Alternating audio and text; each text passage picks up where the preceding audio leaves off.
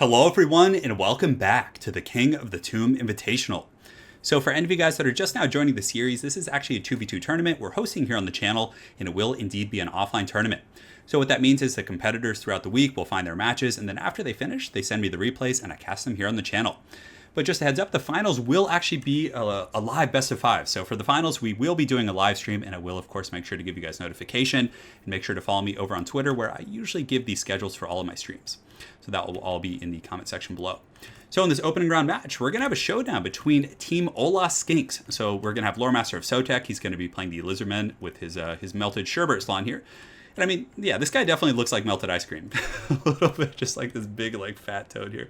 But it looks really cool seeing the Temple Guard. It almost looks like they're kind of carrying him there. But Lore Master of Sotek will be playing the Lizardman, and he's going to be joined by Dov Plays, who's going to be playing the Empire. So for our first composition, we do have an Empire Lizardman team. And I think he does have Balthazar, so it looks like he does have the Supreme Patriarch here with his Staff of Lons in Final Transmutation, Double Witch Hunter, Pistoliers, all kinds of shenanigans going on, and a Templehof Luminarch. So man, Witch Hunters plus Balthazar plus Templehof, and just, you know, of course, the beatings that the Lizardman can put on. This is going to be some pretty crunk nasty stuff here. So yeah, we got Team Hola Skinks over here, and they're going to be facing off against the Team Adolphus-Barca League, which, if I'm not mistaken, my apologies if I mangled the name. I'm trying to memorize all this so I don't have to minimize. But that's going to be my son Herbert Walker, who's also a Twitch streamer. And again, anyone who's a YouTuber or Twitch streamer or anything, I will, of course, put links to all of their media in the comment section below. So my son Herbert Walker and his partner is Dark Arc 19. So it looks like we're going to have a Warriors of Chaos and Vampire Count. So a very grindy, just aggressive team here. No range units, really. There might be some Marauder Horsemen and some other units like that. Looks like there are some Horse Masters here. Oh, man, looks like 4 of them in total, but no traditional range units. So it's definitely going to be the advantage of the Empire and the Lizard people up here. So there's going to be Kolek Sun Eater, a Shaggoth. It looks like he does have a very heavy core Marauder Horseman with throwing axes. Definitely a very good tool against the big dinosaur units, so a solid pick over here. And on top of that, some Marauder Horse Masters, which are actually really good against Skink Chiefs and those kind of units. They have 90 range, which I think is about the same. Yeah, so it looks like these guys have 100 range, so a little bit more, but 37 missile damage. They can definitely do some very, very good work against those type of units. Kolek, and for infantry, it looks like some Chaos Warriors with halberds, and I think that's pretty much it. A relatively small Chaos army, unless he has some of it over here. It looks like he has partitioned some of his army on the far side, some halberds and other units like that to help out his ally. So the Vampire Count's relatively standard stuff going on. We got Graveguard with great weapons. We do also have the Claw of Nagash. And for the Lord, we got Vlad von Karstein here. He's got Raised Dead and Invocation of Nehek. There's a Corpse Guard here, some Crypt Ghouls. It looks like the Feasters in the Dusk. But their army is a little bit disconjointed here. You can see one side is going to be pushing up this formation, and if Dov and Sotek are able to push and just crunch this formation real quick here, they could probably get some pretty good value. Granted, these are all skirmisher units, relatively fast. You know, these Shaggoths, they got 4 mighty legs and some hooves. So they're definitely not going to be, terribly slow. So without further ado, guys, let's get into this showdown and have some fun. So right here, you can see Team Adolphus-Barca is going to be sending their skirmishers and other units over here. They do have a Chaos Sorcerer with Shadows, Melkoth Mystifying Miasma, and Enfeebling Foe. And you can see that it looks like the Templehof Luminarch shooting in. I don't know if he meant to do that, but it does take out about 6 Marauder Horsemen here. But they definitely need to be aware. This Chaos Sorcerer with Shadows could just get popped in the face pretty darn hard. But I really like seeing both of these compositions. I mean, this is a very aggressive team comp here. You can see there's some Pistoliers in the forest over here from Team Hola Skinks, and they're going to be blasting some of these Crypt Ghouls. Definitely not a bad choice here. And it looks like there's some Pterodon Riders with the Fire Leech Bolus over there, just kind of bombing these guys. And are they weak to fire? Yeah, it doesn't look like they are. But they're going to be falling back and getting some healing from that Claw of Nagash there. But in the meantime, you can see that the Vampire Count's player is going to be responding with some Direwolves, and they're able to chip down some of these Pistoliers. I think it looks like they may have gotten a kill there. They actually took out 2 models. Not a bad pick. But yeah, I would probably just honestly grab these Direwolves and chase them down. Let's see, Pistoliers have 90 speed compared to 95, so the Direwolves would eventually catch them. Granted, you can see that Dov is going to be getting his Reiksguard and pulling them over just to make sure the Pistoliers don't get caught. In the meantime, just some skirmishing and cockfighting going on. Marauder Horse Masters just throwing some axes, but Lizardmen, it's always hard to skirmish against Lizardmen because they just have such good skirmisher units in these little, I think these are Skink skirmishers, not chameleons, but nonetheless, they're poison. They just have a ton of units and are relatively quick with their 48 movement speed. So it looks like the Skink Chief did get a little bit overzealous. I think he was trying to snipe the Claw of Nagash, so some of these Marauder Horsemen are pulling back here and just going to start focus firing. Definitely a very solid play. Lore of Death would have been really good from Chaos here, too, to also poke down the Skink Chief. But still, the Marauder Horsemen and Horse Masters should be able to drag this guy down. You can see that Lore Master of Sotek does respond with a Cold Blood, but he's going to be pulling off into the forest here, probably just to get away from all that pressure. But Man, Skinks just poking Kolek. He's just standing there, just taking it like a champ. Dov continuing to harass, but you can see that my son Herbert Walker, there will be blood, is going to be posturing his troops out here, and some of these bolas are just pouring into these Graveguard. Definitely would like to see those guys get on the Claw of Nagash. Their fire damage would do extra damage against the Claw of Nagash. But yeah, the fight's about to begin. So some of the zombies are kind of trotting their way in to fight against some of these skink cohorts. Probably not going to do a whole lot of damage, but just using them as an initial shock absorber. And the rest of the Vampire Count's forces are going to be advancing. So this is definitely a pretty strong infantry corps. They do have the Claw of Nagash, which in a prolonged fight would probably win the engagement here. But of course, the Empire does have the mobility, or the Team Hola Skinks does have the mobility advantage. And of course, you can never underestimate the Orange Sherbet Salon. So he has high magic. He has Arcane and Forging, which could really do well with Balthazar. It's just like a massive nuke. So Kolek's coming in pretty hot. Frontline engagement is underway. The Claw of Nagash looks like, man, taking a beating from something. I did not notice that. Man, that's really, really rough there. Some of these halberds are also screening here, so just forcing a very choked engagement, which I like for the Vampire Counts because it kind of takes away the mobility a little bit. Just using halberds to kind of protect these very vital points on the side of the battlefield. But the little Skinks are having a good old time throwing some spears. Also in the back, it looks like the Warriors of Chaos, which I think is my son Herbert Walker, is able to force off the Skink Chief. It looks like he's wavering 26 leadership. Sotek may be able to rally here, but if he does break, that would be a very, very rough loss to take initially in the battle. But it looks like Sotek does notice. He's able to put the moves on and maybe get away -5 leadership. Man, that is such a close situation. So the Lizard people have engaged in the front. Saurus Warriors do pretty well, even though they don't have the best AP. Proportionally, it's not good, because they have 52 weapon strength, and it looks like the Temple off Luminarch from Dov shooting in there, and I think that's what actually hit the Claw of Nagash initially. So over here, it looks like the Vampire Counts are forcing very heavily with these halberds, trying to get through onto the Temple off Luminarch. There's a Witch Hunter here, and also these Pistoliers are just kind of trolling on the flank, and the Witch Hunter, if he shoots in, man, is just going to wither these guys down. Accusing these Warriors of Chaos of some heresy, and a spinning 360 no-scope from this Temple off. Let's see where that's going. That's kind of cool. It can actually shoot and move. I think it was trying to get on that. Yeah, it's trying to get that Claw of Nagash, but there's a little bit of a line of sight issue. But you can see Lore Master of Sotek's holding up pretty well here. He does have his Sherbert Salon using some of his high magic to support these Lizardmen troops. But it looks like the Vampire Counts and the Adolphus-Barca League are doing a pretty good job of pushing through these Skink cohorts and some of these other Sauruses over here kind of buckling and wavering. The Claw of Nagash could be a little bit closer, and Vlad, of course, should be up in this main fight, kind of helping out. They do also have a Corpse Guard right here, which is probably going to be providing some pretty good buffs to the Surnsmen and these troops. So, if anything, the main fight here is probably favoring the Vampire Counts and the Warriors of Chaos. But the skirmish fight, of course, and this is a very long-style play using Balthazar and Witch Hunters. It's not going to, yeah, I mean, you can goon things out, but in a 2v2, it's probably going to be a long-style format here. So, final transmutation going down from Balthazar Gelt. You can see the Witch Hunters are advancing here, and Sora Scar Veteran from, oh man, maybe he was hiding that in the tree. But just look, Kolek is just taking a world beating, and Dog Place is also able to get the Royal Outdoor Grid Fight. So this just spells doom for Kolek right here. He's just getting beaten down. Then it looks like the Plaque of Dominion giving -8 leadership, and man, Kolek is just getting put in a trash can so incredibly hard. Dov also detaching a couple spearmen, or a group of spearmen here to help out against the Dragon Ogre Shaggoth. But the Royal Altar of Griffites plus Sora Scarvet and these spears should be able to clean up the Shaggoths, which is going to be very tough. Losing, that's a heavy, heavy aspect of the Chaos Warriors army is the power of Kolek and the Shaggoth. So having them get isolated away from their halberds, like I would have loved to have seen Kolek fighting amongst these troops in the front. Because, I mean, they do have Pistoliers and a couple other Witch Hunters and things like that, but they don't really have, like, things that could have messed with Kolek in the front line. Regardless, you can see the Warriors of Chaos responding in kind, getting the Marauder Horsemen, some of these other troops over to the periphery of the battlefield, who are then applying some pretty good pressure to the Zentler's Reichsguard. But the Vampire Counts are doing good in the front. You can see Vlad is kind of leading their troops, but what I ultimately foresee happening here is I think Balthazar and these Witch Hunters, and this fat toad here, and you can see he's just kind of waddling away, just floating happily, but he's obviously been just getting Apotheosis and just Arcane and Forging off, and just, a ton of pressure this entire game. You can see that Kolek is back in action. It looks like there is going to be some witchcraft going down on him. I'm not sure. I saw something being cast here. Kolek is at about 1300 HP, but getting this Witch Hunter would be very, very good for the Warriors of Chaos. But an Arcane and Forging coming down, which does some pretty good single target damage. But man, that Witch Hunter is taking a beating from the Mountain God here. But I think that Sotek doing a very good job kind of protecting Dov's heavy firepower here. They're definitely going to need these Witch Hunters as the game goes on. And you can see that the Mountain God does fall. He just collapsed. He didn't have that like long dramatic fall, but you can see this Salon just so proud of himself, just working hand in hand with this Witch Hunter, who did get the Ore of Pretzel here. 27 melee defense and 30 armor. So definitely some very, very good teamwork there. But in the meantime, the Warriors of Chaos are able to get a good surround here with the Marauder Horseman, doing some really good damage to the Sora Scar Veteran. You're able to get an enfeebling foe to lower his melee defense. So just some back and forth play. The bounce of power, despite Kolek dying, is very even. So like I said, I think the Vampire counts are winning that frontline engagement. You can see the Mortis engine is just kind of surrounding these Temple Guard. There's also some Chaos Warriors with halberds here. So it looks like the Temple Guard are probably just going to get taken down by this, this aggressive blob here. But for the most part, there's a lot of good leadership left for the Empire, and I think they're going to be able to reform ranks with the Lizardmen here. You can see that Vlad gets a little bit overzealous, and the Witch Hunters are just going to kind of accuse him, and yeah, this is going to be really tough. The Skinks are just kind of doming him here, poisoning him.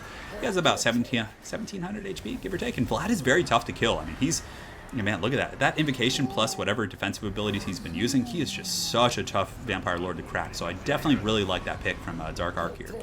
So in the meantime, the Sword Scar Veteran is shaken. He's pretty darn low. It looks like he does pop Cold Blood, but the Warriors of Chaos here are doing a very, very good job of kind of focusing down the Sword Scar Veteran. So just an incredibly close game right now. But yeah, there's a lot of stuff left over here. I mean, this group of Cryptors and the Pistoliers are just kind of working them down, which is a pretty good engagement. Pistoliers can do a lot of damage. Oh, look at that. That double fire there, just wrecking those Cryptors, just putting them in a can. And the Temple of Luminarch uses its last shot right there. Blast that Claw of Nagash in the face, and then also the Orange Sherbet Salon getting a really good vortex right here. So I think this is the first turning point in the game where you can see that the Lizardmen and the Empire, or Team Hola Skinks, is maybe going to be pulling ahead a little bit. Granted, you can see that Vlad von Karstein's actually not in bad shape, and they are dragging down these Royal Altar of Griffites with some of these Crypt Ghouls and the poison. And Vladdy Daddy, just being the OG that he is, casting that overcasted Invocation of Nehek, will probably be able to resurrect some of these Feasters in the dusk. Also over here, the Marauder Horsemen and some of these other troops are able to get a good surround on the Witch Hunter here, and that's a really, really good pick. I mean, having unlimited accusations, the longer you leave those guys alive, they should always be a priority target, because not only do they do a ton of damage against infantry and other things like that, those accusations are just basically just chain spirit leeches. So they're able to finish off the Royal Altar of Griffites. You can see the Vampire counts and the Warriors of Chaos are able to secure a position over here, but it's going to be tough. I mean, although these Pistoliers are out of ammo, so man, this Claw of Nagash, this could be very tough for Team Hola Skinks. I think the Adolphus-Barca League, my apologies if I'm getting that wrong, guys. Trying to memorize everything like I said. But the Temple Guard, man, these guys are still holding, even after being surrounded. You can see the Marauder Horsemen coming in to try and finish them off with it, which is pretty ballsy, because with their anti-large, 265 kills on these Temple Guard. These guys are just the heroes of this match, just holding it down. You can also see that there's a Temple of Luminarch just riding in here, just getting aggressive. And that's how you know the games are getting wild, when your Temple of Luminarchs are in there fighting. And the Orange Sherbet Salon's in pretty good shape with Balthazar Gelt and this Witch Hunter. It looks like they're trying to get the Claw of Nagash, and honestly, I think if they can finish off the Claw, they'll probably be able to kind of take out the rest of these troops who are, relatively low value here. Also, this Bastiladon over here, Gary is able to come back, so he's going to get those Rev Crystal charges. He's going to be able to heal some of the leadership, but the Balance of Power just kind of teetering in the middle. I mean, the Vampire counts have a huge blob here, and this is just such a good game here. So it looks like the Marauder Horsemaster blob is going to be chasing the Supreme Patriarch, and if they're able to get him, that could be pretty scary. So you can see that Job Place is going to be using his Pistoliers to intercept those. They're just going to get manhandled by these Chaos Skirmishers, who are a lot stronger in melee contact. You can see that the Lore Master of Sotek dropping down the Shield of the Old Ones, giving leadership, so definitely some very good synergy in this fourth quarter battle here, but the Claw of Nagash is still in very, very good shape. I'm not sure how they're going to finish that off. They're probably going to have to use Witch Hunters, but there's a Sora Scarvet, and if he's able to get the Rev Crystal, or maybe some healing somehow, an Apotheosis, anything like that, that should give them the stopping power they need. You can see the Master of Bagamut going down there, which is going to give it the negative melee attack, I think, 44. So let's go ahead and take a look at the battlefield. You can see over here that Gary is a pretty desperate fight for some of these halberds, but the halberds are very beat up, so Gary might even be able to finish them off. He has about 2100 HP, so still very, very tanky here. And the Bastiladons do cause fear and terror, and these Chaos Warriors are not immune to psychology, so they could get finished off the battlefield here. But the Witch Hunter's back online, which is tough, because he's going to be able to kind of spam accusation on Vlad, and Vampire counts, as you guys know, when they do lose their leadership, become, really, really flimsy here. So Vlad von Karstein has about 600 leadership. He's going to be chasing this Orange Sherbet Salon, but the Witch Hunter coming back is going to be very, very trying here. So we'll see if the Battletoad can turn around and put up a fight. It looks like accusation going down on Vlad. He's at 20 leadership, 200 HP, 99 leadership, and Vlad von Karstein is going to fall most likely to some heresy here. Being accused of heresy, the Witch Hunter just pointing his bony finger at Vlad, and he does fall into the earth. So at this point, it's mostly Marauder Horsemen, the Feasters in the dusk. It looks like there's going to be some Reichsguard coming in the fourth quarter, getting a great charge into the back of those lines, really kind of fleeing up the salon here, just yelling and cheering for his people. The Temple of Luminarch coming in with its Chariot charge. And I think that's going to be it, guys. I mean, the Chaos does have some stuff over here, but the Temple Guard have kind of, rescued some of the troops. There is a Chaos Sorcerer with Shadows fighting here against the Witch Hunter, but the Witch Hunter should be able to finish off this Sorcerer, most likely, although Chaos Sorcerers do have 90 armor, so man, just what a wild one here. So if we look here, the Sherbet Salon is able to use the Shield of the Old Ones and just kind of just rally this Temploff Luminarch. There's some, it looks like there's some Pterodon Riders coming back, but what a great game. And it looks like game 1 is going to be going to Team Hola Skinks. So very well played to both players there, both teams. And let's go ahead and take a look at the breakdown. So yeah, that was amazing for sure. So Loremaster Sotex, he did have the Sherbert Salon. So it looks like he mostly had an infantry corps, so Saurus Warriors, Temple Guard, all that kind of stuff. Some Skink cohorts, and also, yeah. So just handling the infantry, which I think is cool. Bringing some anti-large and magical support from him, which is obviously the big strength of the Lizardmen. Their Coldwind Riders aren't very good. They're just kind of a subpar unit. I think Empire has really good cav and utility units, so I really like their army composition. Seeing the Lizardmen just have the main core of the army, and then you can see that Dov did have some gooning potential with Balthazar, some Witch Hunters. He also had Reichsguard, which are just, I think Reichsguard are honestly one of the best cav in the game for their cost. They're just really good. Heavily armored, good charge bonus, good sustained combat stats, and I love it. The Pistoliers were really a fun niche pick. Worked out pretty good against like vampire counts. It's a bit ballsy against Chaos to bring Pistoliers, but ultimately they made it work, and they made it their own. But it was a really close game. Honestly, there was a few points where things could have gone either way. I think that if the Kolek and the Shaggoth hadn't gone down so early, I think that the Chaos and vampire counts could have taken that game. But ultimately, they Dov and Sotek both played really well on dragging down those Shaggoths and all that funny business, and were able to pull out the game. That was, man, it was so cool seeing the Temploff Luminarch get in there and just blasting that freaking Claw of Nagash. But it was great. So for Dark Arc 19, his army had a lot of Crypt Ghouls, which actually seemed to do pretty well against some of the Lizardmen, Skinks, and troops like that. Also not a bad pick against state troops. He had just a well-rounded army, just a little bit of everything. He had a lot of supporting elements, not so much mobility. Obviously, the Warriors of Chaos were kind of handling that. And for my son Herbert Walker, he had the Halberds. Would be pretty good against dinosaurs on paper, but the dinos didn't bring too many big threats.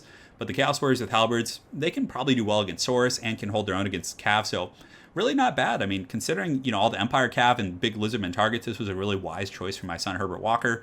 He did also have Marauder Horsemen, Horsemasters, just all kinds of fun stuff. So very well played to these guys.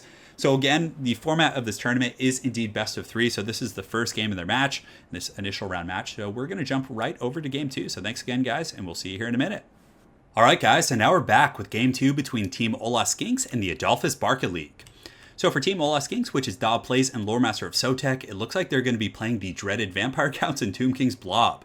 So essentially what you do here is you use Ark in the Black with his Tomb Blade, then you use Heinrich Kemmler with the Tomb Blade, you use a Mortis Engine, and it is really, really rough because all these big constructs like the Cambrian War Sphinx and the Necro Sphinx, they all are affected by Invocation of Nehek. The Mortis Engine heals them.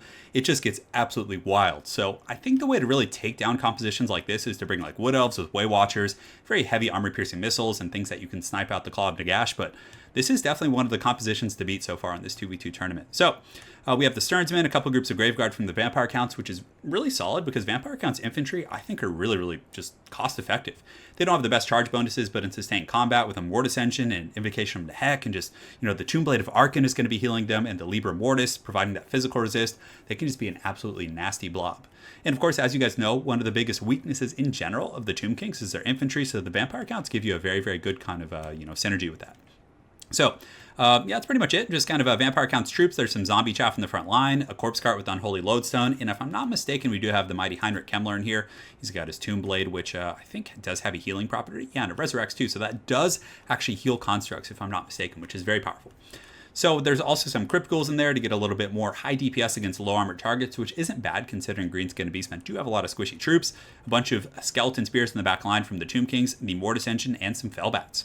So for the Adolphus-Barca League, which is my son Herbert Walker and Dark Arc 19, looks like they have some Centaurs with great opens out on the flanks, which on paper aren't bad against constructs, but I feel like it's going to be, they might not have been expecting an army like this, because this is going to be so tough to crack. I mean, if these Centaurs try and get in on that blob, they're just going to get drained by the Mortis Engine and these Skeleton Spears. It's going to be tough. But aside from that, for the Beastmen, front line of Gore Herds, which are just kind of a chaff, relatively high DPS unit, they should be able to get through the zombies and low-tier troops pretty quick. Some Minotaurs with great weapons, which is not a bad choice at all. If they can avoid getting mucked up by the chaff units and some of the spears, they definitely do some work against constructs. He does also have Ungor Raiders in the back, so this is going to be really important. Getting these Ungor Raiders taking out that Mortis Engine, they need to put that thing down quick. Mortis Engines have very low armor, and it's one of the few things that, the Raiders are going to be very good against. It looks like they do have a Bracian with the Beast, a Flock of Doom, also very good against blob play. Moriker the Shadow Gave here, and more Minotaurs with great weapons. Yeah, it looks like it. So for the greenskins over here, it looks like we do have a very heavy skirmish core. So Forest Goblin Spider Riders, which are always, I think a pretty decent choice. They should be able to do some pretty good work against the Corpse Guard as well as the Mortis Engine, hopefully getting them to their healing cap relatively quickly for their sake. Black Orcs in the front line, some Savage Orc Biggins with the anti-large bonus, a Arachnoid Queen, which I always like against Tomb Kings and Vampires. Both are, I guess Tomb Kings, they do have a Necro Sphinx, which can, beat the brakes off the Arachnoid Queen, but still not a bad choice. Over here, it looks like there's some nasty Skulkers who are going to be coming around the back, but that's pretty much it.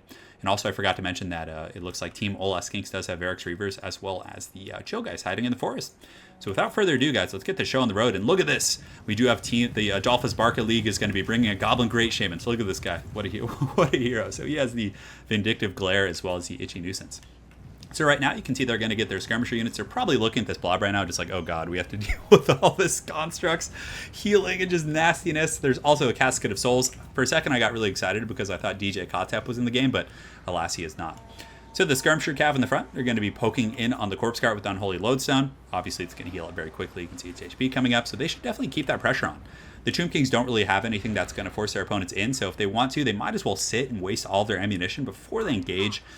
You can see here, it looks like the Forest Goblin Spider Riders kind of poking on the flank, but they can probably screen them pretty easily with these zombies and skeleton warriors, but I think they're shooting in on the Corpse Guard, trying to drag it down. So over here, you can see that the Chill guys from the Team Hola Skinks is going to be kind of trying to push off these Morgub's Mangy Marauders, but, the Goblins are always ready. And rather than engaging as kind of one core here, it looks like they're going to be each taking a flank, trying to collapse and really just kind of, pincer move these guys. But this is going to be, man, such a tough blob to crack. And if you don't come equipped to deal with this army composition, it's going to be really, really nasty. Like, I would have liked to see from the Greenskins maybe a lot of the Rusty Airs and things like that, but they still have the tools that could potentially make it work with the Arachnoid Queen and, some of this missile play from all these skirmisher cav and different things like that, especially if they can kind of drag them out into the pits a little bit. So the Arachnoid Queen getting in there, kind of chipping at some zombies. Definitely, oh, this is some good stuff. So he engages, he runs away. The Sternsmen are probably going to get baited out a little bit, and then from there, he's probably going to turn and get some free kills on these models, which is going to be nice. The Beastmen forces just kind of posturing. The Raiders will probably start shooting in there, but they might be able to just run the Raiders out of ammunition. But a lot of this game is going to come down to whether or not the Beastmen can get those Minos with great weapons and those Centaurs with great weapons on the appropriate targets. If they can collapse this Cav core here and then get a good engagement on some constructs and maybe somehow get past these Skeleton Spears, that'd be really good for them. So right now, you can see that they're just being very patient. So definitely very well played by the Adolphus-Barca League here, not committing too heavily, just chipping away at the Sternsmen. But that Necro Sphinx coming in is just going to take this guy to the Queen to Pound Town, which you can see the Queen's going to have to retreat. Spirit Leech coming in, just these Kemrian War Sphinxes and all these big monsters. But very good discipline here from Team Hola Skinks, making sure not to overextend, because that's going to be one of the ways that if some of these big ins and some of these other troops can get a good surround, oh, that Spirit Leech coming down on this Goblin Great Shaman is really rough. I mean, they're already such a weak unit, and it looks like the Vindictive Glare going in and blasting that Corpse Guard. Look at this thing. So a very patient play right here from the Beastmen and the Greenskins, just kind of working these troops down, not getting overzealous and charging in there and playing into the blob game. You want to use all of your missile tools before you engage, but I mean, they do have a bit of a clock because the Goblin Great Shaman eventually will go down to Spirit Leeches. So the Queen does engage. It looks like doing some pretty good work against the Sternsmen. The Black Orcs are going to be charging in. You can see some of those skeleton boys are going to be flying back here. But the Black Orcs will do some pretty good work. I mean, and they can hurt the Necro Sphinx. The Itchy Nuisance coming down, but man, that Queen is just getting melted so incredibly hard. The Goblin Great Shaman going to be leading a contingent of these Savage Orc Biggins here to just kind of munch down. Man, look at these skeletons just getting massacred. So I definitely think it's very important to clear the chaff out before you get to the constructs so they can be isolated and surrounded. So I like this play here, but you can see the blob from Lore Master of Sotek and Dob Plays is going to be moving forward, and man, this is just a lot of power right here. Having this Iro Titan and the Necro Sphinx just fighting shoulder to shoulder. You can see that the Necro Techs arc in the black, so they're doing a very good job of making sure all these troops stay together. The Liber Mortis has dropped, giving them all that 44% physical resist, so this is just hog wild. So the Fate of Buna going down in the Black Orcs, definitely a very good engagement. But the Beastmen over here doing a good job of clearing up the chaff. You can see the Minos with great weapons are just going to work on these Chill guys. Some Skeleton Spears coming in. So the Minotaurs definitely need to be pulled back and re-engaged to make sure they don't get poked down by these spears. Because Minotaurs, honestly, probably will take massive damage against spears. They only have 35 armor, so they don't really have any durability, even against just terrible Skeleton Spearman troops. So in the back, you can see the Varix Reavers and some of these other troops, and the Chill guys are all getting taken out by the Beastmen. So going pretty well here in this area, because if they can clear out all this and get onto the Claw of Nagash, and they might have a pretty good chance of eventually working down these Tomb King's constructs. But herein lies the issue. I mean, Arc in the Black and the Mortis Engine here is just going to be so tough to get by. The Miners with great weapons on the hut. You can see they're charging in, and they might be able to get some pretty good damage in against this Cambrian War Sphinx, but it looks like only one Minotaur is fighting over there. And other than that, they're really just going balls deep on this Mortis engine here. So they might be able to get this down, but they're already losing Minotaurs. They have 9 models. They came in with 12 there just a moment ago, so their combat effectiveness is just drastically going down. You can see that Job Plays and Lore Master of Sotek switching all of their resources to take these guys down, knowing that this is pretty much the only thing that they really have. So I think the Minotaurs should have been held in reserve a little bit longer until they could get a guaranteed surround, because there's still too many small supporting units here. There's some Graveguard, there's some Skeleton Spears, and it's just those Minotaurs just got shattered. And I mean, that's one of the only tools they really have to take those guys out. So on this side of the battlefield, though, the Beastmen are still in good shape. You can see the Chill Guys, a very expensive unit, and the Barracks Reavers are pretty much offline. The Goblin Great Shaman and these guys are able to take out the Casket of Souls right here. So this is going to be a really, really good pick with the Casket going down. Another very expensive tool. So the bounce power pretty much dead even. Both teams doing a very good job of kind of isolating important targets and working their way through. But the Vampire Counts and Tomb King's Blob and the Necrotect and Arkin and all these guys are just kind of sitting here monster mashing.